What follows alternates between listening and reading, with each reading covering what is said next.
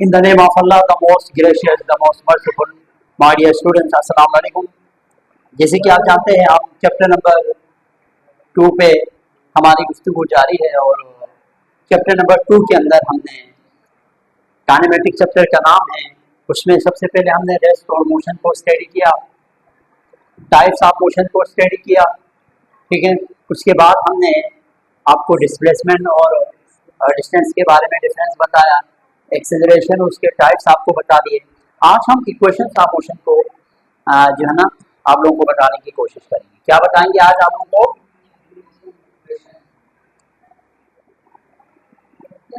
My dear students, class 9 के course में हम तकरीबन 3 इक्वेशंस ऐसी पढ़ेंगे जो रिलेटेड है मोशन से,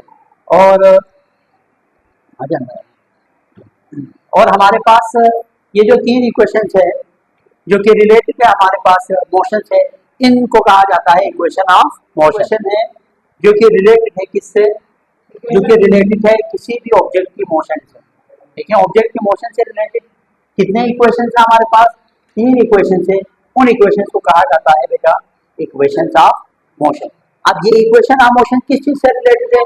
तो हमारे पास हमने कहीं पे डिस्प्लेसमेंट निकालने होते हैं, तो कहीं पे वेलोसिटी, कहीं पे टाइम निकालने होते हैं, तो कहीं पे एक्सेलरेशन किसी भी मूविंग बॉडी के, ठीक है। दिस इक्वेशन, तो ये जो इक्वेशन है वो दरअसल रिलेटेड है आपके पास किससे? ये आपके पास रिलेटेड है किससे? ये आपके पास रिलेटेड है वेलोसिटी से, एक्सेलरेशन से, टाइम से, ठीक है, और डिस्टेंस। यानी हम वेलोसिटी के लिए इक्वेशंस बनाएंगे, एक्सेलरेशन मालूम करने के लिए बनाएंगे, टाइम मालूम करने के लिए किसी भी ऑब्जेक्ट का मूविंग के कितना डिस्टेंस कितने टाइम के अंदर तय किया, और डिस्टेंस मालूम करने के लिए हम इन इक्वेशंस का सहारा लेते हैं। तो हमारे पास ये 3 है, 3 में से हम पहला वाला डिस्कस करेंगे, फर्स्ट इक्वेशन ऑफ मोशन के नाम से। First equation of motion,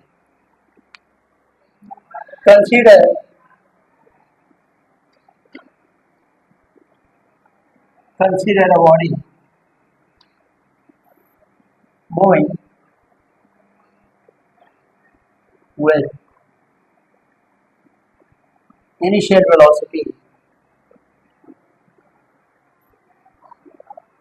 vi, initial velocity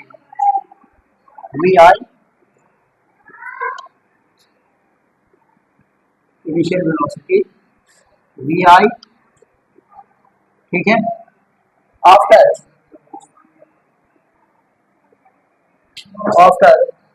some time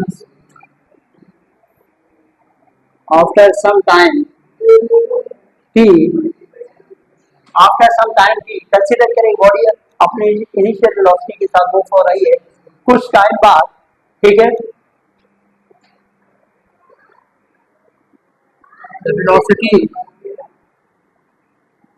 velocity become vs, ठीक है।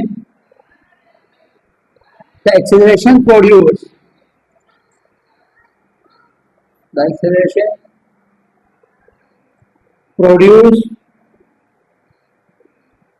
in the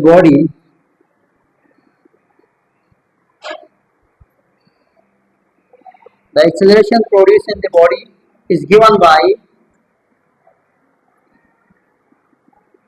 आपको पता है कि जब भी किसी वेलोसिटी के अंदर चेंजेस आते हैं तो एक्सेलरेशन प्रोड्यूस होता है, ठीक है। यहाँ पे इनिशियल वेलोसिटी चेंज होकर फाइनल वेलोसिटी में कन्वर्ट हो गया, इस वजह से जो एक्सेलरेशन बॉडी के अंदर प्रोड्यूस होगा वो हम कुछ इस हिसाब से देंगे कि जो एक्सेलरेशन यहाँ पे प्रोड्यूस हुआ है वो आपके पास किसके बराबर है?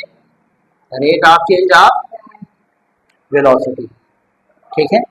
The rate of change of velocity का एक्सेलरेशन, ठीक है। अब यहाँ से आपको पता है कि हमारे पास जो डेल्टा वी है वो बराबर होगा बेटा final velocity minus initial velocity, यानी डेल्टा वी की जगह पे हम v f minus v i put करेंगे तो ए इज इक्वल टू आपके पास क्या होगा? V f minus v i over t, ठीक है।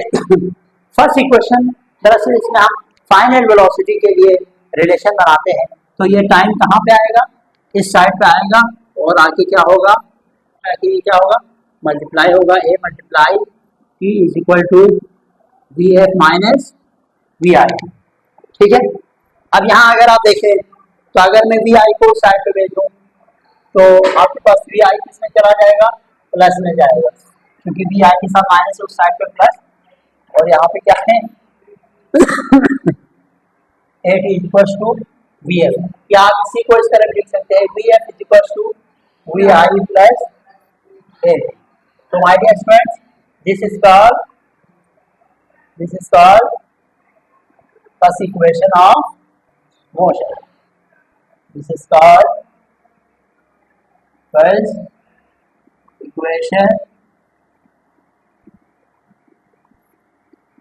Equation of motion.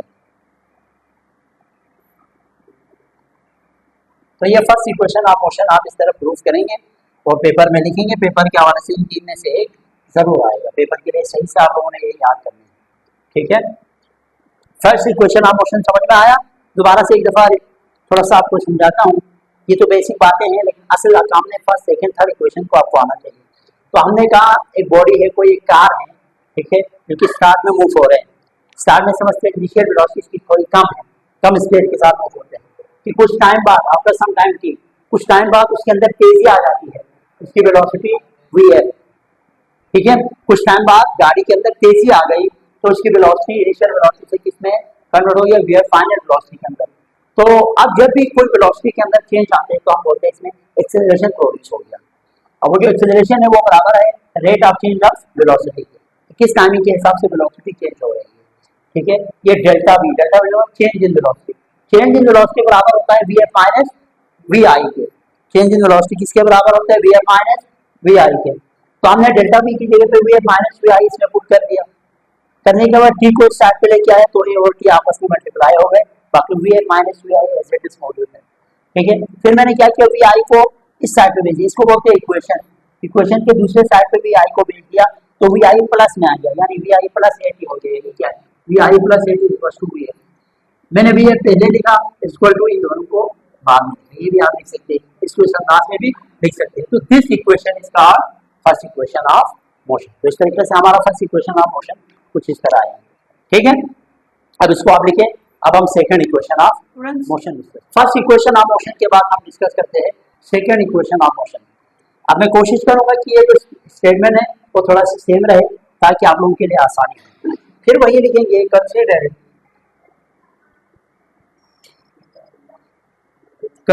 The average velocity is given by. अब यहाँ पे हम एवरेज वेलोसिटी की बात करेंगे। ठीक है बेटा, किसकी बात करेंगे, एवरेज वेलोसिटी इज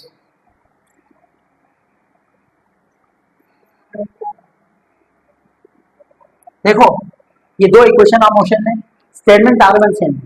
यहाँ पे मैंने acceleration produce in the body first equation बनाते हुए, सेकंड इक्वेशन बनाते हुए आप एवरेज वेलोसिटी की बात करेंगे। तो जो एवरेज वेलोसिटी है, velocity average is equal to किसी भी चीज की जब आप एवरेज लेते हैं ना, वो टोटल कितने वेलोसिटी से हमारे पास दो वेलोसिटी है, फाइनल एक इनिशियल। तो हमारे पास v final plus v initial divided by क्या होगा, 2 होगा। ये होता है आपके पास तरीका किसी भी चीज से एवरेज लेने का। वेलोसिटी की जगह दो तरह की velocity, final velocity, initial velocity, divided by 2 करेंगे। अगर 3 तरह की वेलोसिटी होती डिवाइडेड बाई 3 करते हैं, यहाँ पे उल्टे प्लस करते हैं। तो यहाँ तक समझ में आया, एवरेज वेलोसिटी इसके बराबर। अब हम क्या करेंगे, हम जानते हैं वी एफ किसके बराबर है। अभी फर्स्ट इक्वेशन में फ्रॉम फर्स्ट इक्वेशन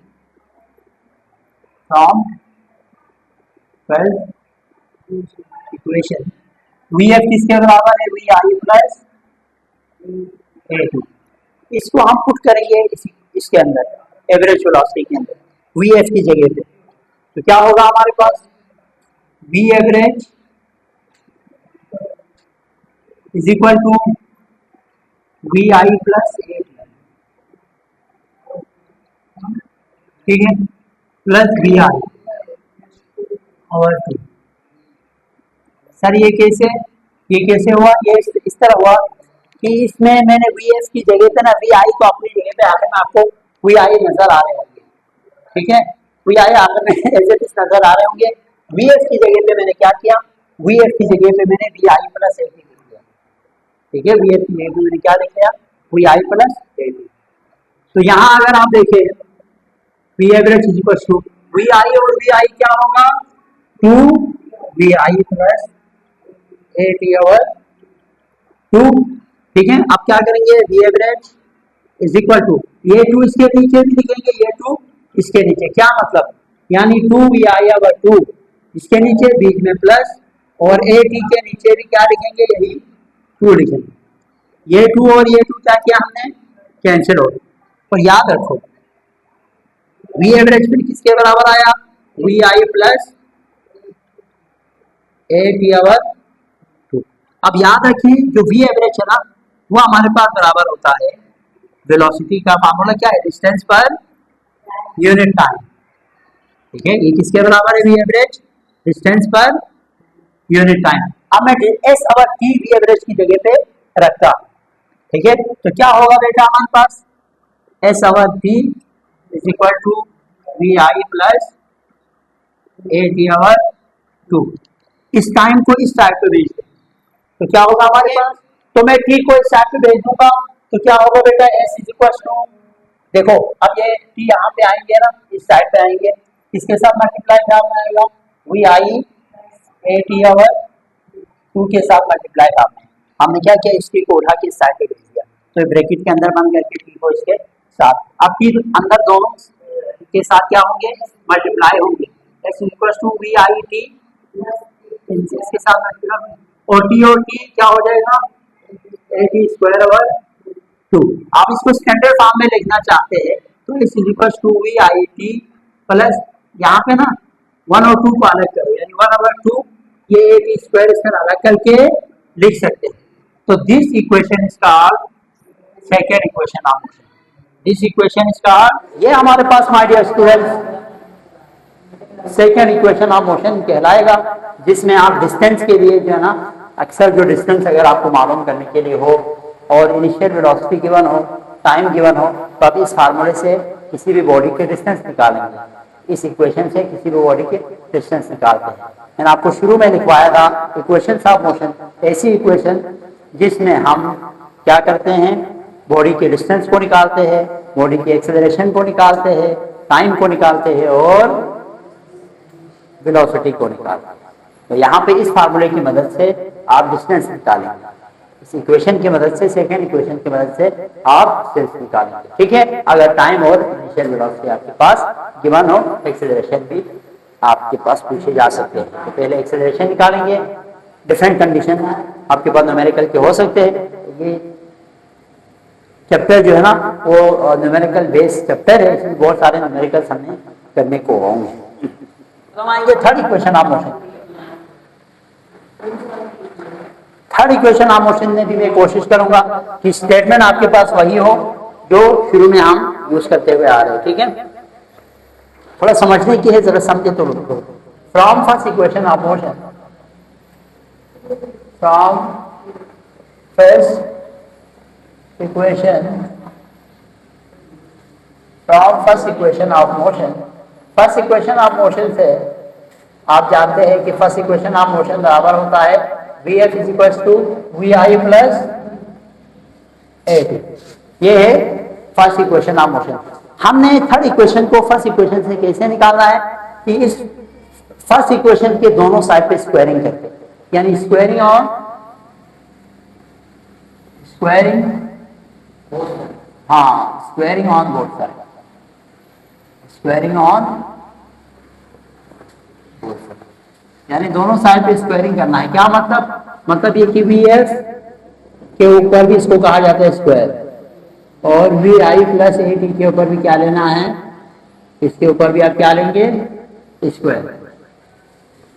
अब वी एफ स्क्वायर को बन ही जाएगा, यहाँ पे कोई मसला नहीं है, चलो ये वी एफ स्क्वायर होगा, यहाँ पे फार्मूला अप्लाई होगा।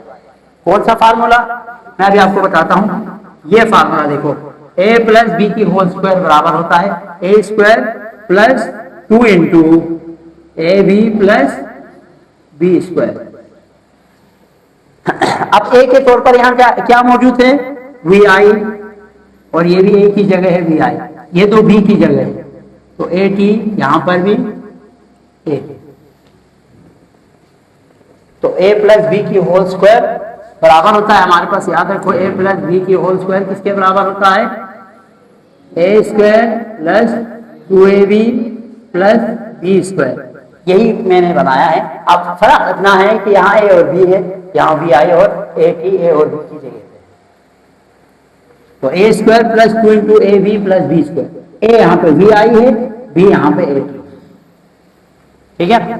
तो अब v f square is equal to यहाँ पे वी आई स्क्वायर प्लस ये क्या होगा 2 वी आई और ए टी, यहाँ क्या होगा ए स्क्वायर और टी स्क्वायर। अब एक चीज याद रखें, मैं यहाँ पे इन दोनों में से, इन दोनों टर्म से चीज कॉमन निकालने जा रहा हूँ बेटा, और से लिखे बाद में लिखे, आप मैं आपको नहीं मिटाऊंगा, बात इस पहले इसको समझो। मैं अगर यहाँ से ना वी एफ स्क्वायर तो ठीक है मसला नहीं, वी आई स्क्वायर भी मसला नहीं, ठीक है। चलो पहले एक काम करते हैं, वी आई स्क्वायर को इस साइड पे भेजता हूं, तो minus v i square is equal to 2 v i a t plus a square t square. इस और इस टर्म में क्या फर्क है, फर्क ये है कि मैंने वी आई स्क्वायर को क्या किया, इक्वेशन के, इसको बोलते हैं इक्वेशन के दूसरे साइड पे रखा, तो ये वी आई यहाँ पे प्लस था, इस साइड पे आके किसमें आ गया, माइनस में आ गया।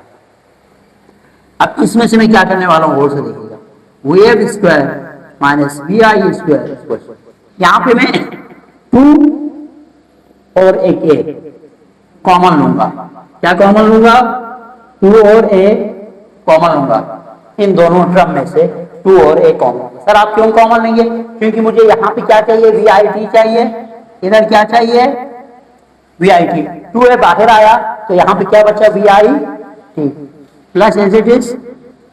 अच्छा सर कॉमन के लिए तो इसमें भी होना लाजमी है, इसमें तो 2 नहीं है, अगर किसी चीज से आप कॉमन लेने के उसमें ना हो तो वो डिवाइड में आप 2 लिखेंगे, डिवाइड में आप क्या लिखेंगे, 2, और एक ए तो बाहर निकल गया, ऊपर क्या बच गया, जस्ट ए टी की स्क्वायर।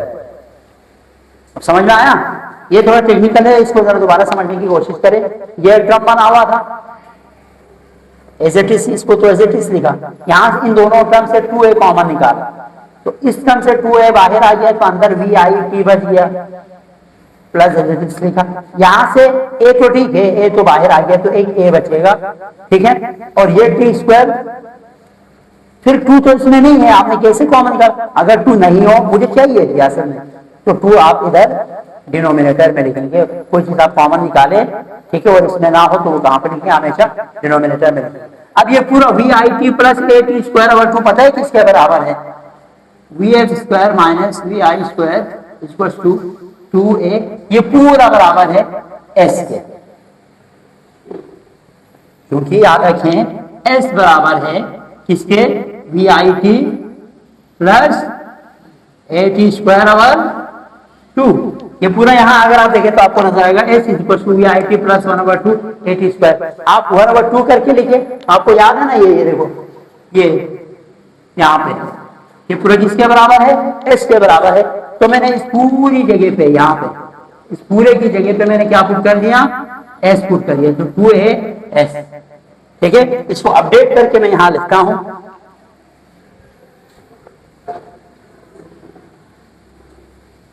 ठीक है, अब इसी को लिख रहा हूं मैं यहाँ पे, कौन सा, अब अगर मैं इसको कुछ यूं लिखूं, 2as is equal to v s square minus v i square, यही आपके पास क्या है, third equation of motion, this is called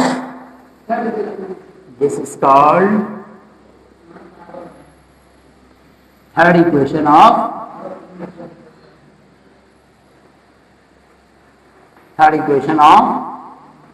motion. अच्छा अब मैं इसको दोबारा थर्ड इक्वेशन ऑफ मोशन को शुरू से दोबारा एक दफा समझाता हूं, वो से देखिएगा, ये जो स्टेटमेंट है शुरू के, वो तीनों के लिए मैंने सेम रखा है, फर्स्ट के लिए भी यही स्टेटमेंट है, सेकंड के लिए भी और थर्ड के लिए, या आप लोग की आसानी के लिए, उससे डिफरेंट हो सकता है, आप लोग क्या, अब यही लिखेंगे।